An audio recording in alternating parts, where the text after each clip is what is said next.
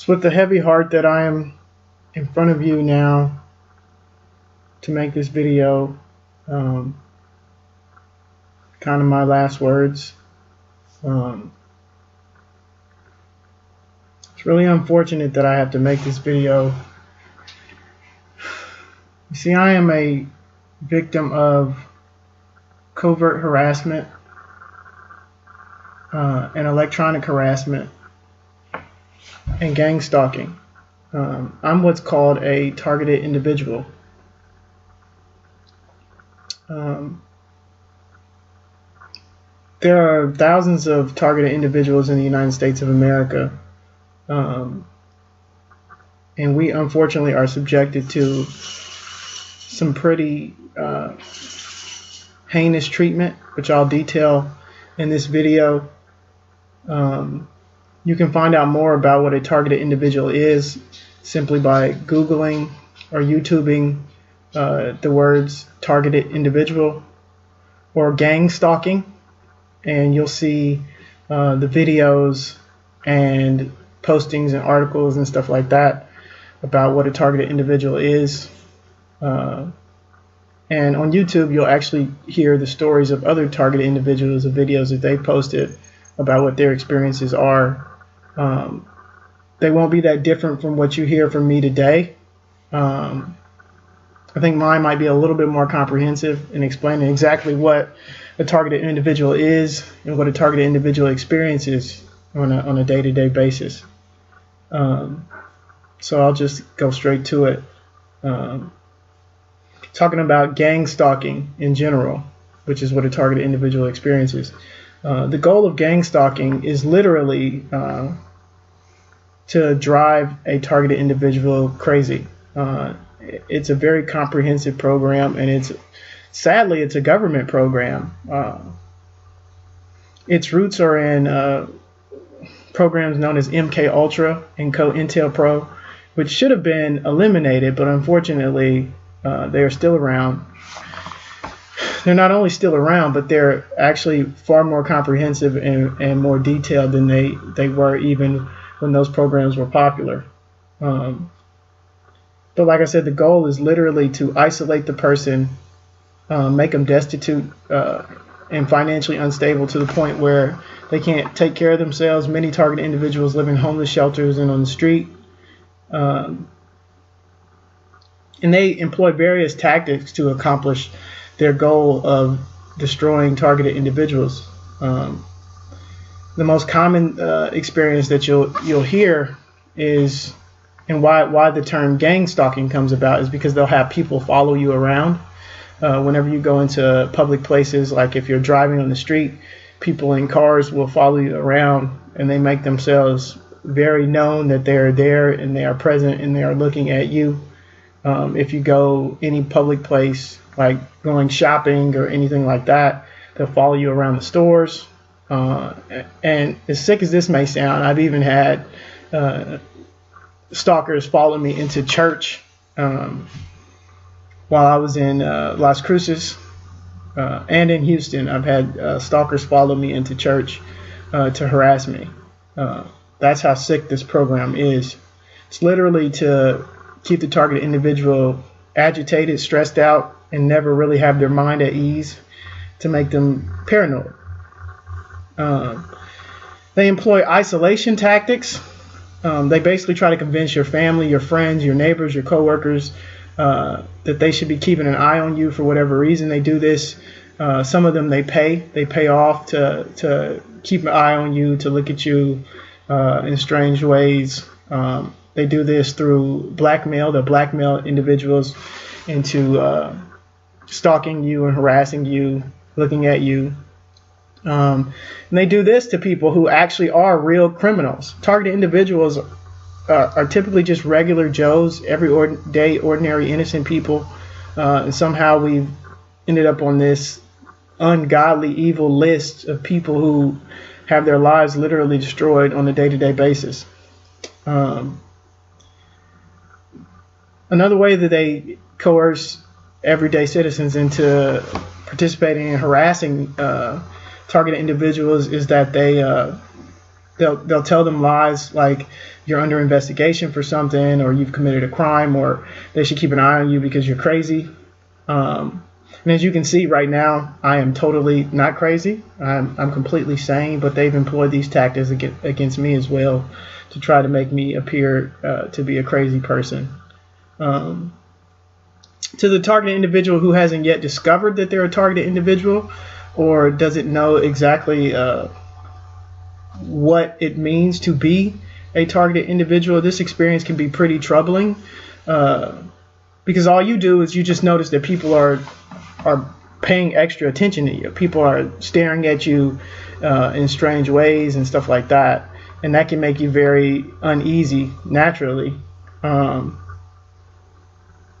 There's a saying that people do anything for money, and basically if they're doing it not only for money but also based on a lie, it's weird, because they get this sort of altruistic thing because they think they're helping to prevent crime or something like that, so they have that altruistic feeling, plus they get money for it. But what they don't realize is that many of those people are just participating in an evil, ungodly program that's designed to debilitate people like me, everyday ordinary citizens. And to be honest, it's just not fair, because we didn't do anything to end up on this list. Eventually, due to the targeted individual's own fear and apprehension, as well as his friends, coworkers' apprehension that's been given to them in a false way, the targeted individual starts to withdraw and isolates himself, and he's alone, and that basically helps them to continue with the GangStalking program, which is designed to destroy them. So I'm going to talk about some of the particular GangStalking methods that are utilized to harass targeted individuals. The first one I want to talk about is called anchoring. Basically, with anchoring, and this will sound very strange the way I explain this, but you have what's called control panel stalkers. These are the people who are basically in an operations center, monitoring all the targeted individuals throughout the United States of America. And then you have street level stalkers. These are the people that they actually employ to interact with targeted individuals on a day-to-day basis. But with anchoring, they will set up situations and scenarios to try to convince the targeted individual that a particular person or a particular group is the one that's actually harassing them. For example, I've heard target individuals say that they thought everybody in the fire department was out to get them. In my particular scenario, what they do for me is most of the people who harass me and interact with me are wearing sunglasses and stuff like that, very, very dark sunglasses, and they'll make their presence very known. They'll look at me in weird ways to try to make me paranoid or arouse fear in me or something like that. But also, one thing that they did with me is try to convince me that my neighbors were the ones who were actually harassing me. When I would be in my apartment at night, and they were very successful at this for about 2 months. 2 months before I realized that I was actually a targeted individual, or what a targeted individual even was. I would hear voices in my apartment explaining what it was that I was doing. If I went to the kitchen, they'd say stuff, oh, he's headed to the kitchen now. Or if I went to the bathroom, they're like, oh, he's headed to the bathroom. And this sounds bad, but one particular time I didn't wash my hands, I was like, look at him. He doesn't even wash his hands when I was in the bathroom after I used the bathroom. This is the type of stuff that they do. And because I'm hearing these voices, I'm thinking, oh my God, somebody is listening to me. And naturally, you think that it's the person closest to you. So I thought it was my neighbors above me, that somehow they had installed a video camera in my apartment. And I realized that later that wasn't the case, but I'll explain in the video later exactly what that is that gave me that false belief. The next method they use that I want to talk about is called brighting. Brighting can be very irritating, and it sounds just like what it is. When you're driving on the road, for example, a person may flash their bright lights in your face. Like when you're oncoming traffic, people will have their bright lights on you. Now, it's not unusual, obviously, to experience somebody with their bright lights on you. I mean, it's not unusual at all. People often forget, that their brights are on when they're riding at night. And then, you just give them that quick flash, and they'll flick it back to the regular dimmer lights. But with brighting, if you give them that quick flash, they don't actually click it back to the regular dimmer lights. They'll keep on the bright lights. And this is not something, it's not like a one-time occurrence. This, you expect to have something like that on a long trip happen once or twice just because that's what happens. It's happenstance. But this will happen like 10 times in one short trip. Not only with oncoming traffic, but people will come up behind you and basically when they're tailgating you and they have their bright lights on, individuals will come up really quickly and pass you, and then as they're passing you, they'll flick their bright lights on so they're shining your side mirrors and stuff like that. That's brighting. Brighting takes another form as well.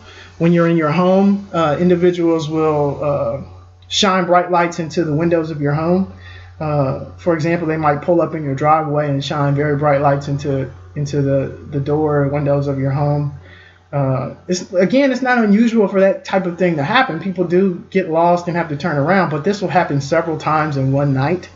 And basically that's just their way of letting you know that they are present and that it's a way of harassment, that, your mind can never really be at ease. Your mind you'll always be paranoid because, there's always somebody there to interact with you in these strange ways to arouse fear in you and not let your mind be at ease.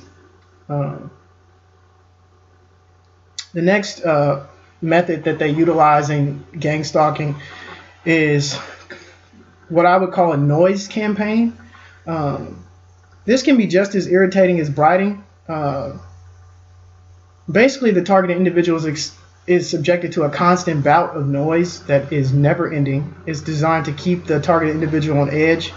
It happens at all times of the day, and it's exacerbated at nighttime. I mean, it's really, really bad at nighttime because the goal is to keep the targeted individual from getting sleep, which is what human beings need. We naturally need sleep for our body's natural restoration. So the goal is to prevent you from sleeping so that you'll be anxious and agitated and edgy. And basically just your stress hormones will be through the roof, and which only exacerbates those feelings of paranoia and fear and stuff like that. So how do they do that? Again, the particular ways that I've experienced and that I've heard other targeted individuals talk about is like there'll be loud music all around them, like from their neighbors and stuff like that. Cars will be passing by constantly at very rapid paces, making noises and blowing their car horns and stuff like that. Your neighbors around you will be screaming and talking loudly. This can be really irritating if you live in an apartment complex. And the craziest tactic that they use to generate noise is they do it through machine-generated sounds, things like fake dogs barking or chickens crowing and duck calls and stuff like that. Just really strange things to just constantly generate noise so that you can never really get relaxation as a targeted individual. And like I said, they accomplish these tasks by paying your neighbors, making it lie to your neighbors, telling them you did something wrong, and so their neighbors actually think that they're helping and stopping a crime or some sort of investigation or something like that, or they blackmail your neighbors if your neighbors actually have done something wrong or something like that. My personal experiences with a noise campaign, I want to talk about a little bit about that. The one I want to talk about most is the one that made me actually realize that I was a targeted individual. After experiencing so much harassment in Las Cruces, New Mexico, where I was living at the time for a while, I decided I was going to go to Houston just to get away for a while. I had several friends in Houston. That's where I used to live and where I used to work. So I went to go visit my friend Kimberly Snag, and while I was in Houston, I was staying in Kimberly's mom's house, which is in Fifth Ward, a real quiet neighborhood, mostly old people. Residential area. But while I was there, every 10 minutes cars would be flying down the street, making at rapid paces, making loud noise. And about every 30 minutes or so, I would hear car horns, like people blowing their car horns. And the goal was obviously to keep me under the noise campaign and not really get to relax. And the strangest thing, and this is the thing that really piqued my mind to, hey, there's something more going on here. this is kind of crazy. Behind the house, I kept hearing this strange cock-a-doodle-doo noise of like a rooster. But it was the same cock-a-doodle-doo without any variation to it. So it was obvious that it was like a machine and it wasn't a real rooster. And on top of that, it was like from 2 to, it was nonstop, but I noticed it when it was like from 2 to 4 p.m. in the afternoon, which is kind of atypical for a rooster to be crowing nonstop from 2 to 4 in the afternoon. And this went on for several days because I stayed in Kim's mom's house for like 3 or 4 days, and it went on for several days, the cars and the rooster and all that. And that's the thing that really made me realize, you know what, something more is going on here than, you know, me just having these bad experiences in like Las Cruces. And when I was in Houston, people continue to follow me around in like stores and stuff like that too, and really make their presence felt. But I'll talk about that a little bit later. Some of the other noise campaign experiences I had when I was in Las Cruces, my neighbors were constantly making noise. I lived in this apartment complex, Quail Ridge Apartments, for a year and a half, and I never had any issues with noise. But in the last few months that I was there, it was constantly noise around me. My neighbors were constantly playing loud music, constantly talking loud and screaming and stuff like that. And one particular night, the neighbor above me was playing music really, really loud. So I didn't want to be that neighbor that complains on everyone. So what I did was I just put some earplugs in my ear and tried to nestle in and go to sleep. Shortly after I put these earplugs in my ear, my bed actually is on the wall adjoining one of my neighbors, the neighbor that was behind me. And the headboard is literally on that adjoining wall. As soon as I put the earplugs in, I started hearing these extremely loud sex sounds. Now, mind you, I've lived here a year and a half. I've slept in my apartment a year and a half, and I've never heard any noises come out of this apartment, sex or otherwise. But on this particular night, well, I'd heard for those few months, I heard music and stuff like that, and loud talking and screaming. But on this particular night, as soon as I put the earplugs in, these loud sex sounds just started coming out of nowhere. So that kind of let me know, okay, this is part of this stupid harassment that I'm experiencing. And another noise campaign experience I had, this one is particularly bad and particularly devastating because it's actually from a family friend, and that was very hurtful. But I was staying at my friend Monica Johnson's home with her family. And I think I know why they participated in my stalking. And I hate to spill the beans on anybody, but, you know, this is kind of my last words. But her husband, Marshall, smokes marijuana. And so I think, honestly, that they were blackmailed into participating in my stalking on some sort of fear that he would, you know, face criminal prosecution for marijuana possession or marijuana use or something like that. But what happened while I was there is that, and this wasn't the first time I stayed in their home, by the way, so this is completely atypical. But while I was there, everyone was talking really, really loudly and screaming at all hours of the night. There were 3 TVs on in the house, and they were on full blast, just blaring. I was trying to sleep on the couch in the living room, and Monica and Marshall's bedroom is actually downstairs. They had their TV on in the bedroom, and it was just blaring on full blast.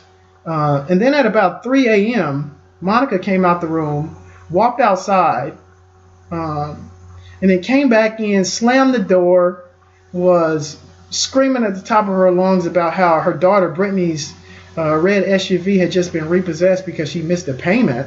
And it was so strange because I don't know how she could have heard from where she was at in the house any car come up and any tow truck come up to repossess the car, because I actually would have had a better vantage point, and there's nothing wrong with my hearing, to have heard a tow truck. I heard no tow truck whatsoever, but what I did hear was her making all sorts of noise, basically to try to keep me from relaxing and getting any sleep that particular night.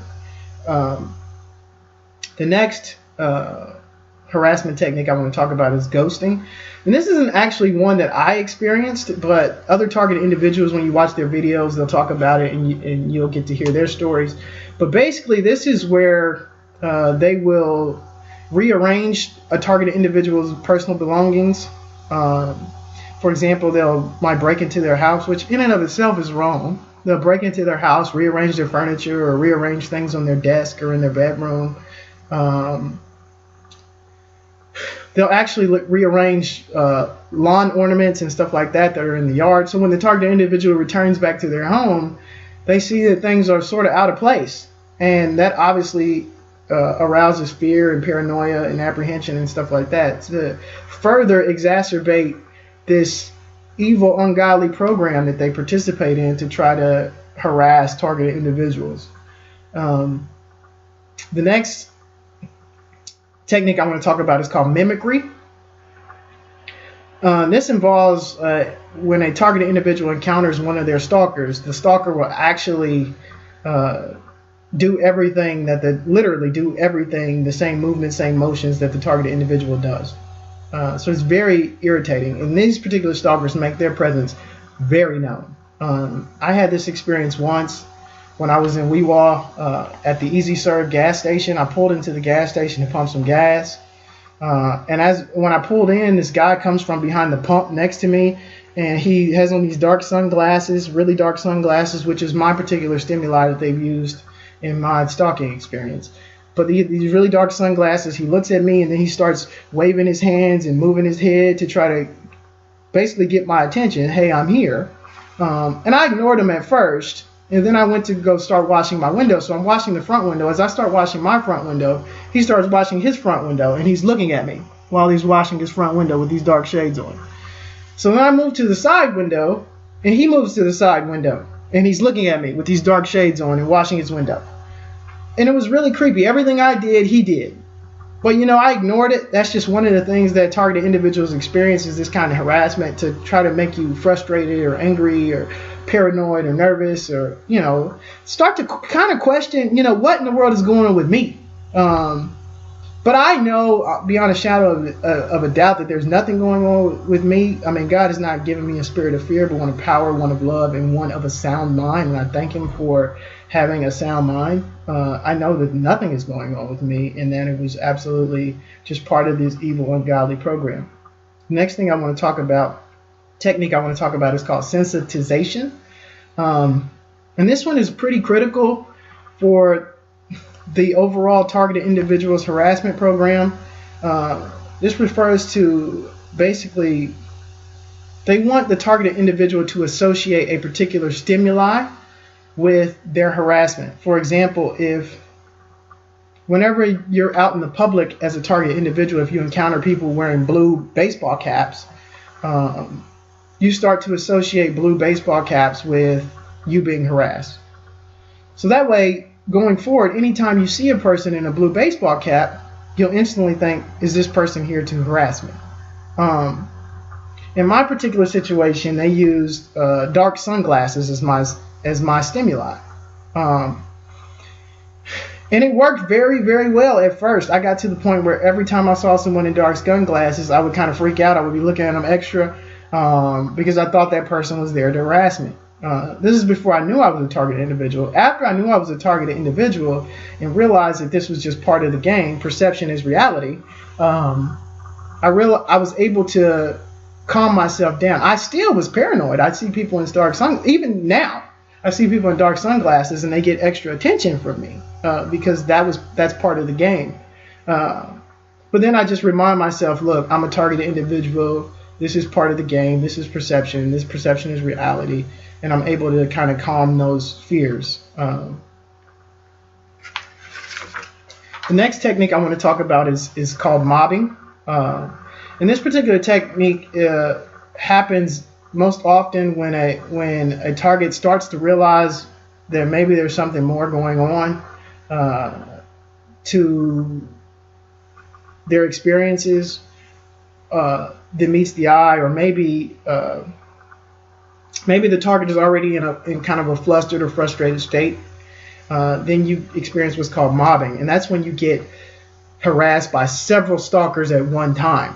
And this is basically designed as a scare tactic to really drive the target into paranoia. This happened to me on several occasions because I have a pretty low anger threshold. This happened to me on so many occasions. If I'd be driving along the street and 5-10 cars will pass by all at the same time. Everybody has on dark shades, and they're not watching the road. They're watching me. Like, they're not looking at the road like a normal driver would do. As they pass by, they're looking directly at me. So it's very creepy. But that's what mobbing is. It also happened to me a few times in the grocery store where people would come with dark shades on, and sometimes not with dark shades on. They just come very much into my personal space in a way that's unnatural, not the way a normal person would shop or a normal person would behave even outside the grocery store. And they'd be looking directly at me to make sure, their presence is felt, their presence is known to the targeted individual. The next gang stalking technique I want to talk about is called hacking. Hacking is just like what it sounds. Basically, they will download viruses and malware onto the targeted individual's computers and other electronic devices like their cell phone and stuff like that, to either try to damage files or, more importantly, what I think it is to try to gain remote access to their electronic devices so that they can modify things, delete things, and manipulate the targeted individual's files and data. Talk about some of my experiences with hacking. When I first realized that there was maybe more going on than meets the eye in my particular scenario, and I started to come to the realization that I was a targeted individual, viruses and malware were downloaded onto my Toshiba laptop. I would literally be working on my computer on something, and then all of a sudden my mouse would start moving and be clicking on things totally out of my control. Like, I'm not touching the mouse or anything, and the mouse is just kind of wiggling around and clicking on things and opening things and closing things and all sorts of. It was a very weird experience. And of course, again, is designed to cause fear and apprehension and paranoia. One night in particular, I was trying to buy a book by Renee Pittman Mitchell, who is a targeted individual who has written several books on her experience as a targeted individual, advice books and stuff like that, how to cope with this experience. And I was trying to purchase this book from Amazon, and my phone, the browser on my phone kept closing on its own. And mind you, I've had this phone now. I don't have that phone anymore, but at the time I had that phone for about just shy of 2 years, and I'd never experienced anything like that at all when I was on my browser. But I'd be on my phone and trying to buy this book, and all of a sudden the browser just closes, just shuts down. Another experience I had with hacking, I recently moved from Las Cruces, New Mexico to go back home, hoping that all of this would end when I went back home. So I moved to Weehawken, Florida. It's a small town, about 1,700 people. And I might be being generous saying 1,700 people. But I pretty much figured in this small town, there's no way they can stalk me. There's no way they can bother me. I'm fine. One of the ways that they did, I got a job working at the Taunton Family Children's Home, doing some small legal work and stuff like that for them.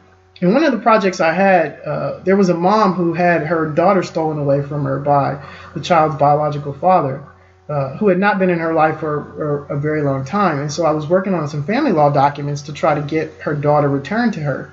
And I'm not a family lawyer, and this was based on Tennessee law, and I'm not licensed to practice in Tennessee. So I'd spent about a day working on this particular document. And when I finished the document, they basically shut down the computer. The mouse starts moving and closing out things and shut down the computer.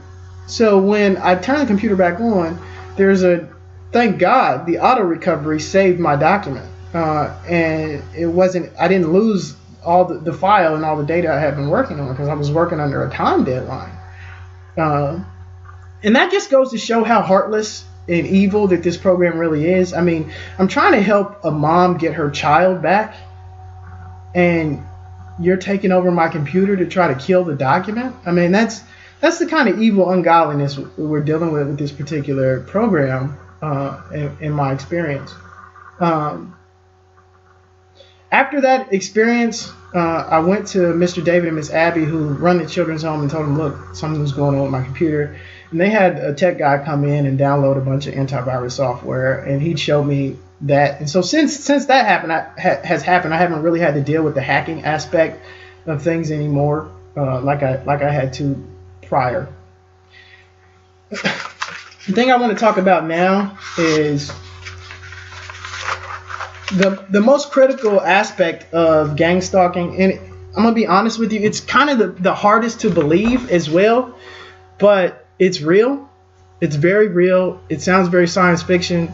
It's very crazy, and it's the linchpin that kind of holds their whole program together and enables them to keep it a secret from everybody else in society. And it's called electronic harassment. This is by far the most creepy and frightening weapon in the stalker's arsenal. Some of this technology is detailed in a book written by Dr. Robert Duncan. This book is called Project Soul Catcher: Secrets of Cyber and Cybernetic Warfare Revealed. Dr. Robert Duncan actually designed a lot of the technology, or participated in designing a lot of this technology. And so he details it in this book. And that's how you know it's real, because there is a legitimate professional scientist who talks about the technology and its capabilities. And I would encourage all of you to read that book. If you have questions and you're questioning whether or not this is even possible, read the book and you'll see that it very much is possible. First thing I want to talk about is nanofibers. Through nanotechnology and chemtrails, the control panel stalkers who are basically in an operations center watching the target individuals are able to monitor and induce all sorts of things in a targeted individual. So this is very freaky. They're able to manipulate a targeted individual's bodily functions, things like their pain receptors, their stress hormones, stuff like that. It is absolutely creepy. They're able to speed up a targeted individual's heart rate to very rapid speeds and stuff like that. And they're able to, and they also have in their arsenal something that's called direct energy weapons. And I'll explain that in a little bit. In my experience with a direct energy weapon, it is so frightening. But here's been my personal experience with electronic harassment, and particularly the nanofiber aspect of it. I've actually been induced to have panic attacks on 2 separate occasions. This is before I realized I was a targeted individual. I shouldn't say panic attacks, what I thought were panic attacks. Basically, my heart rates just started speeding up very, very rapidly. It was just going at full blast. And so it kind of freaked me out. I thought I was actually having a heart attack. And so I went to the hospital. I had the ambulance called. I was at work. I had the ambulance called to my job. They took me to the hospital, and they said, oh, nothing's wrong. Everything's normal. Your EKG is just fine. And I'm thinking, well, how can my EKG be fine? Because my heart rate was going 90 miles an hour, before you got here. And so I just resolved that I was having panic attacks. But now I know a little bit more about the technology. I realized that I was not having panic attacks. And this is kind of when the harassment first started, and that this was just part of the game. It was part of this sick game to make me paranoid and to drive me crazy. The direct energy weapons. I mean, this is horrible. This is absolutely horrible, guys. And I would not wish this on even my worst enemy. It is such a frightening experience. I got hit with direct energy weapons twice. And I can just explain to you what I felt. That's the most I can do, because I don't fully understand the technology. But literally, in one moment, I'm just fine. And in the next moment, I'm extremely intensely hot. And I have like this tingling feeling literally all over my body, where I've just been heating up, almost like I'm cooking inside, like my insides are cooking. And I broke out in a sweat, And it only lasted for like a minute or two, but it leaves you so dizzy and disoriented and just out of it that, I mean, you're frightened. You are frightened and you're wondering, like, what in the world is going on with me? And that's the direct energy weapons, and that's what I experienced there. And like I said, I wouldn't wish that on even my worst enemy. And the last technology I want to talk about, and this is Dr. Duncan's, really his work. A lot of this is his work, and this is what's known as psychotronic weapons. I would encourage any of you to kind of just Google that term, psychotronic weapons. And this is voice of God weapons, or voice of God technology, and image induction technology. And this sounds very freaky in science fiction, but it's also very real. Again, I would encourage you to take a look at his book if you don't believe me, or just YouTube Dr. Robert Duncan, and you may even find some videos about his technology on YouTube. But basically, through the use of microwave radio frequency radiation, control panel stalkers are able to literally induce sound into the cochlea of a targeted individual's ear, to make it appear as though they are hearing voices. And I know that sounds totally crazy, but trust me, get the book, find out something about Robert Duncan, and you'll see that it's real. And this is the linchpin of the entire gang stalking program. Because to the target individual that doesn't know that they're a target individual, or doesn't know exactly how this technology works and fits into the whole scheme of them being a target individual, all you know is that you're hearing voices. You're hearing voices in your ear. And so you start to think maybe you're schizophrenic or you're having some sort of psychotic episode. And if you try to explain to somebody else, hey, I'm hearing voices in my ear, then naturally they're going to have the same conclusion. They're going to think, okay, you're being schizophrenic or you're having some kind of psychotic episode. And reality is that you're not. It's these voice of God weapons. And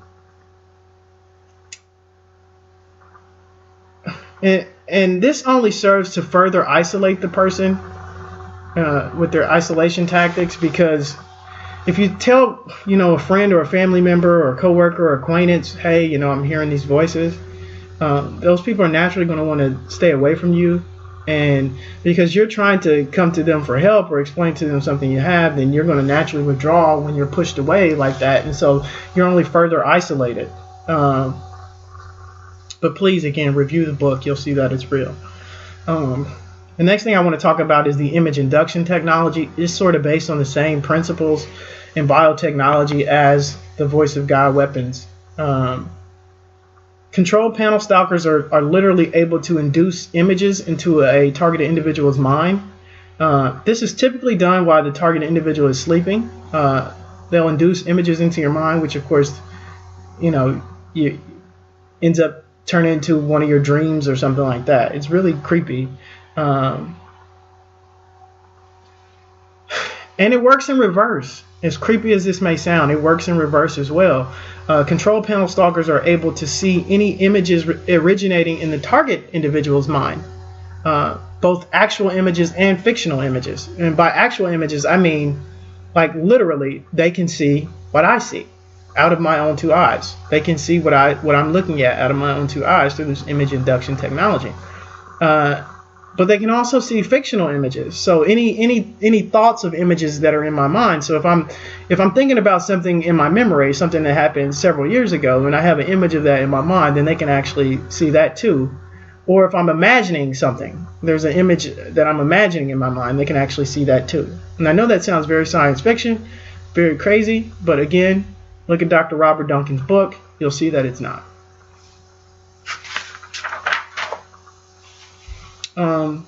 The effectiveness of the voice of God weapons to the overall gang stalking agenda and program to harass targeted individuals. I want to explain that to get you to understand, hopefully not just you, but also targeted individuals to understand how this all fits together. Because it's sort of the linchpin. Control panel stalkers are able to, just like they can induce sound into a target's ear, they can induce sound into a street level stalker's ear as well. And that way, this allows control panel stalkers to, in a very discreet way, let street level stalkers know about the presence of a targeted individual in their general area. And they're able to give them directions on how to interact with the target. You know, things like, you know, you should back up, or you should look at him, or he's coming up on your right. To the targeted individual who doesn't know anything about the technology, they just wonder, oh my God, how do these people keep finding me? And how do they know where I'm at? But reality is that it's through this technology. Fortunately, I was able to figure out through researching online, I was able to figure out about this technology. Unfortunately, many targets have not, and so it only adds to their paranoia, and some of them probably never will, and that's just kind of sad. It only further exacerbates kind of the stress and paranoia and stuff that they experience on a day-to-day basis. And for this part of the video, that's all, and I'll pick up a little bit later with more. Thank you.